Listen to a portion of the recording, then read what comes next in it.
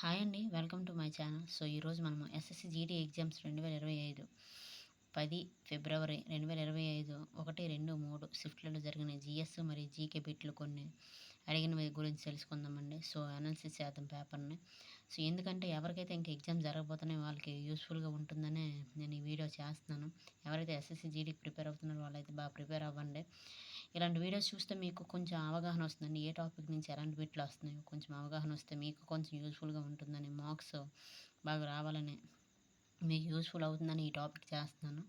So, దయచేసి వినండి. విని మీరే కొంచెం అవగాహన చేసుకుంటే మీకే తెలుస్తుంది ఏ టాపిక్ నుంచి ఎలాగా వస్తున్నాయో బిట్స్ అనేవి. సో, లేట్ చేయకుండా మొదలు పెడదామా. సో, ఫస్ట్ అండి ఐపీఎల్ 2023లో పర్పుల్ క్యాప్ ఎవరు గెలిచారని అడిగారు. సో, 2023లో అయితే మహమ్మద్ సమీ గారు గెలిచారండి. 2024లో అయితే హర్షల్ పటేల్ గారు గెలిచారు. అలాగే కథక్ నృత్య గురు పండిత్ లచ్చు మహారాజ్ ఏ ఘరానాకి సంబంధించిన వారని అడిగారు. సో, బనారస్ ఘరానా. సో, ఘరానాలు చాలా ఇంపార్టెంట్. ఘరానాలు చదవండి. సో, దీని మీద నేను ఒక వీడియో చేస్తాను మీకు. సో, వినండి. అది మీకు యూజ్‌ఫుల్ అవుతుంది. మార్క్స్ బాగా వస్తాయి. సో, రిపీటెడ్‌గా బిట్స్ వస్తున్నాయి కాబట్టి చేస్తాను ఖచ్చితంగా. సో, జాబ్రా ఉత్సవ్ ఎక్కడ జరుపుతారని అడిగారు. సో, జాబ్రా ఉత్సవ్ లేదా నృత్యం అండి. ఏదో అడిగారు. సో, దీనికి సంథింగ్ సంబంధించింది. సో, మధ్యప్రదేశ్‌లో బుందేల్ఖండ్‌లో జరుపుతారండి. 2011 జనాభా లెక్కల ప్రకారం భారత్‌లో అక్షరాస్యతలో ఏ రాష్ట్రం ఎక్కువ అంటే కేరళ అండి. సో, అమృత భారత్ యోజనని ఎప్పుడు ప్రారంభించారంటే ఫిబ్రవరి 2023 అండి. అలాగే నీల్ ఆర్మ్‌స్ట్రాంగ్‌తో పాటు చందమామ మీద వెళ్ళిన రెండవ వ్యక్తి ఎవరు అంటే మన ఎడ్విన్ ఆల్డ్రిన్ గుర్తుపెట్టుకోండి, చాలా ఇంపార్టెంట్. అలాగే 2011లో జనాభా లెక్కల ప్రకారం భారత్ జనసాంద్రత ఎంత అని అడిగారు. సో, 382 చదరపు కిలోమీటర్లండి.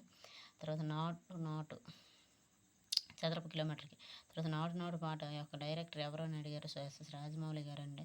అందరికీ తెలిసిందే 'త్రిపుల్ ఆర్' మూవీ నుంచి. ప్రధానమంత్రి రోజ్గార్ యోజన ఎప్పుడు ప్రారంభించారంటే 1993. 4 మరియు 6 పంచవర్ష ప్రణాళిక మధ్య ఏ ప్లాన్‌ని అమలు పరిచారంటే రోలింగ్ ప్లాన్ అండి. సో, ఈ పంచవర్ష ప్రణాళికని ఖచ్చితంగా బిట్ వస్తుందండి. చాలా తక్కువ చిన్న టాపిక్. సో, బాగా చదివితే మాత్రం ఖచ్చితంగా బిట్ అయితే ఖచ్చితంగా వస్తదండి. సో, చిన్న చిన్న టాపిక్‌లే ఎకానమీ, హిస్టరీ, జియోగ్రఫీ నుంచి అవి చదువుకుంటూ వెళ్తే ఖచ్చితంగా బిట్స్ అయితే వాటిల నుంచి వస్తారండి. ఎక్కువ డెప్త్‌గా వెళ్ళరు ఎస్ఎస్‌సి జీడీకి. సో, అల్టిమేట్ ఖోఖో లీగ్ అండి 2023, 2024లో ఎక్కడ జరిగిందంటే కటక్ అండి, ఒడిస్సాలో జరిగింది. భారత రాజ్యాంగంలో ఎన్ని నిబంధనలు ఉన్నాయంటే 448 కంటే ఎక్కువే ఉన్నాయండి. బట్ ముఖ్యంగా అయితే 395 నిబంధనలు చెప్తారు. నిబంధనలు అంటే ఏటో కదండి, ఆర్టికల్స్ అండి. సో, భారత్ యొక్క జీడీపీని ఎవరు లెక్కిస్తారు అని అడిగారు. సో, సిఎస్ఓ అండి, సిఎస్ఓ. అలాగే భారత్ కాగ్ జనరల్ ఎవరని అడిగారు. సంజయ్ మూర్తి అండి. సో, తర్వాత ఖిలాఫత్ ఉద్యమం ఏ మతానికి చెందిందంటే మాత్రం ఇస్లాం అండి. 1919 నుంచి 1922లో జరిగింది. 22 వరకు జరిగింది. అలాగే మోహిని అట్టం ఏ రాష్ట్ర నృత్యం అని అడిగారు. సో, వెరీ వెరీ ఇంపార్టెంట్ అండి, కేరళ అండి. నృత్యాలు బాగా గుర్తుపెట్టుకోండి. అలాగే ఆర్బీఐ గవర్నర్ జనరల్ ఎవరని అడిగారు. శక్తికాంత్ దాస్ అండి.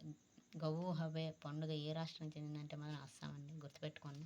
అలాగే ఇంపార్టెంట్ చిన్న టాపిక్ అండి, జీకే టాపిక్ రెవల్యూషన్స్. దీని నుంచి ఖచ్చితంగా బిట్లు వస్తున్నాయి, అందుకే చేశాను వినండి. సో, హరిత విప్లవం అంటే గ్రీన్ రెవల్యూషన్ అంటే ఆహార ధాన్యాల ఉత్పత్తికి సంబంధించింది. అలాగే శ్వేత విప్లవం వైట్ రెవల్యూషన్ అంటే పాల ఉత్పత్తికి సంబంధించింది. శ్వేత విప్లవ పితామహుడు ఎవరు అంటే మాత్రంగా వర్గీస్ కురియన్ అండి.